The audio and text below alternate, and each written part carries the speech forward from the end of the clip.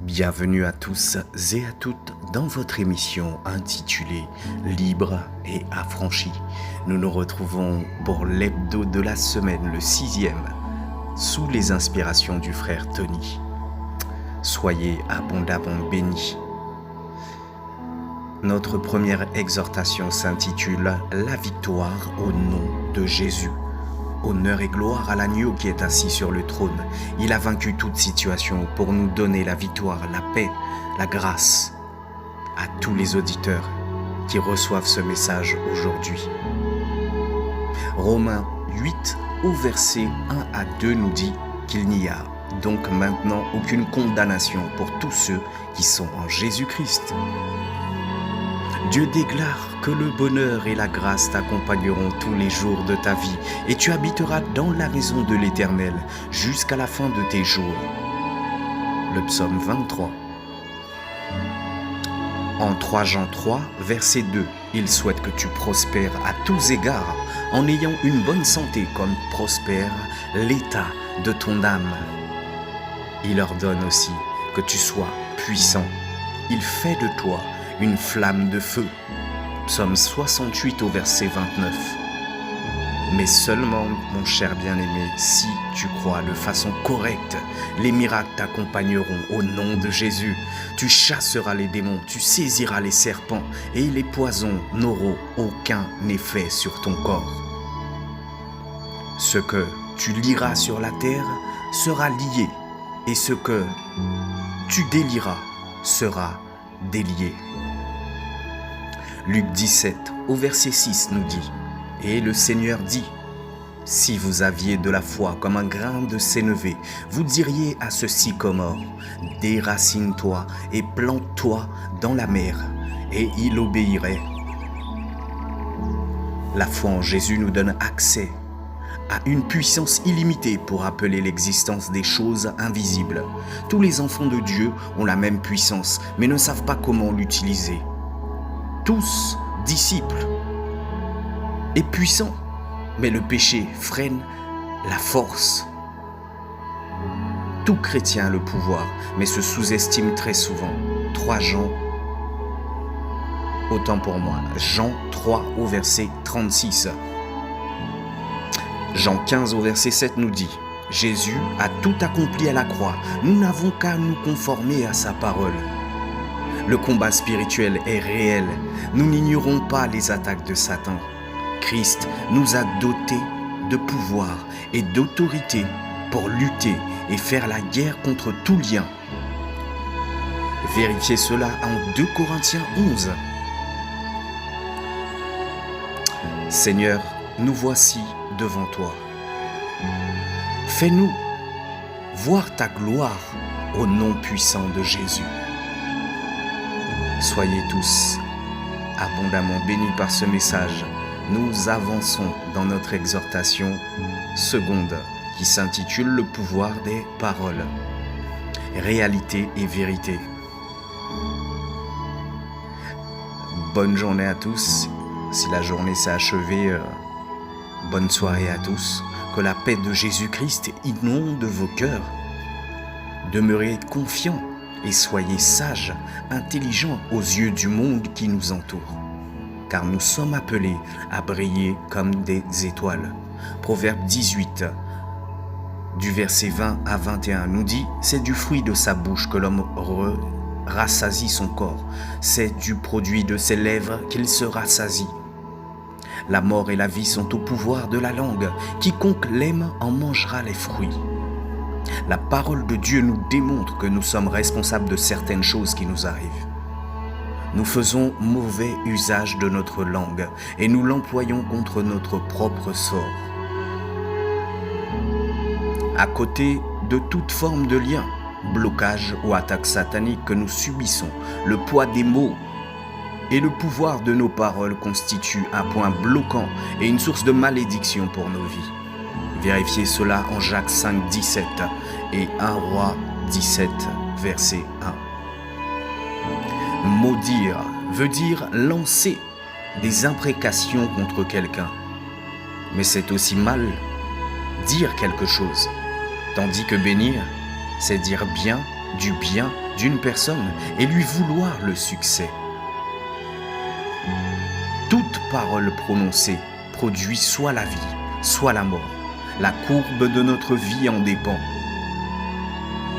Pendant que nous faisons la guerre aux sorciers et aux démons, nos propres paroles nous condamnent, nos propres imprécations nous détruisent et nous sommes liés par le pouvoir de celles-ci.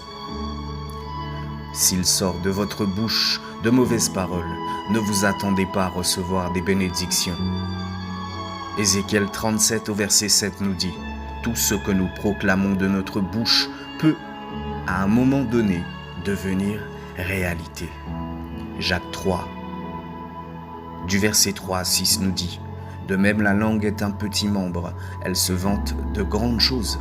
La langue est aussi un feu, c'est le monde de l'iniquité. » Mon cher bien-aimé, engage-toi à réparer. Engage-toi à réparer ce que tu as détruit par ta langue.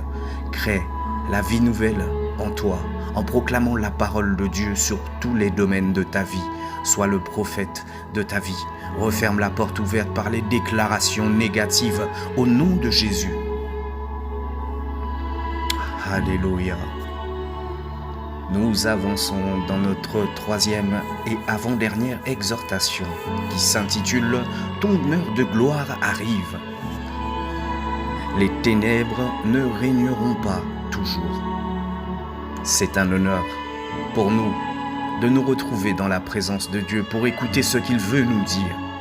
Nous savons que sa parole est vraie et c'est une véritable source de vie. Genèse 2, versets 3 à 4. Dieu dit que la lumière soit et la lumière fut. Dieu vit que la lumière était bonne et Dieu sépara la lumière d'avec les ténèbres. Les circonstances de la vie, les difficultés, les problèmes sans solution obscurcissent nos vies jusqu'à assombrir nos cœurs, rendant ainsi nos âmes amères et vulnérables. Sachons que Jésus est la lumière qui éclaire nos cœurs. Dans nos problèmes, lui seul peut apporter son éclat. Aucune situation ne demeure sans suite lorsque nous croyons en Dieu et quand Jésus est le guide principal de nos vies. Genèse 41 au verset 14. Pharaon fit appeler Joseph. On le fit sortir en hâte de prison. Il se rasa, changea de vêtements et se rendit vers Pharaon. Malgré l'insistance de ses supplications, celle de Joseph, il a été oublié dans la prison, jusqu'à ce que l'aurore arrive et que le soleil apparaisse dans sa vie. Le Seigneur ne tarde pas à intervenir pour délivrer ses enfants. Il n'est pas non plus sourd pour ne pas entendre nos cris, ni nos gémissements. Ne perdons pas espoir. Lorsque la lumière est apparue dans la vie de Joseph, tout a changé. Il est passé de prisonnier à intendant, mais n'oublions pas, Joseph était avant tout sage, intelligent, et il avait en plus l'esprit de Dieu.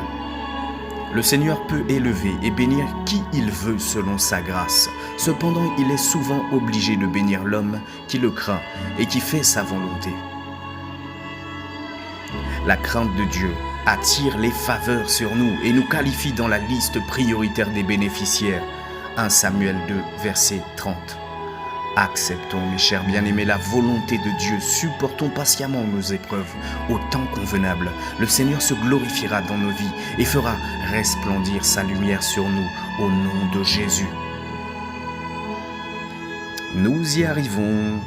Notre dernière exhortation intitulée « La paix ». Véritable attente des hommes. La paix, véritable attente des hommes. Romains 12, versets 17 à 18 nous dit « Ne rendez à personne le mal pour le mal. Recherchez ce qui est bien devant tous, devant tous les hommes.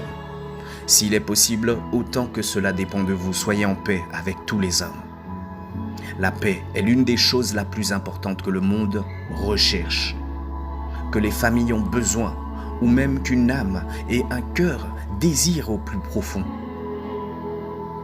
Elle a une valeur inestimable. Elle s'acquiert au prix des efforts communs, mais aussi par la grâce de Dieu. La paix que les gouvernements promettent au prix de la lutte, des guerres, et le sentiment d'assurance que l'argent et les richesses procurent ne peut apporter la véritable paix et le véritable bonheur. Les organisations mondiales nous donnent l'illusion de paix. En vérité, là où il y a la vraie paix, l'amour, l'harmonie, la solidarité, la joie, la tranquillité, etc., sont visibles, mais nous notons que désolation est dans la gestion. Acte 2 au verset 42. Le véritable bonheur, c'est Jésus. La vraie paix, c'est de l'avoir comme Seigneur et Sauveur. Éphésiens 2 au verset 13. Le prix de la paix est aussi le fruit de nos décisions, la capacité que nous avons à faire le bien, à ignorer les erreurs des autres. 2 Corinthiens 2 au verset 10. À oublier le tort des autres. Dieu nous encourage à être en paix avec tous. Nous, chrétiens, faisons plus attention sur les péchés dont parle Galates 5, du verset 19 à 21. Mais nous n'avons pas conscience que la paix également est un facteur qui conditionne la visibilité de Dieu dans nos vies. Hébreux 14 au verset 14. Recherchez la paix avec tous et la sanctification sans laquelle personne ne verra le Seigneur.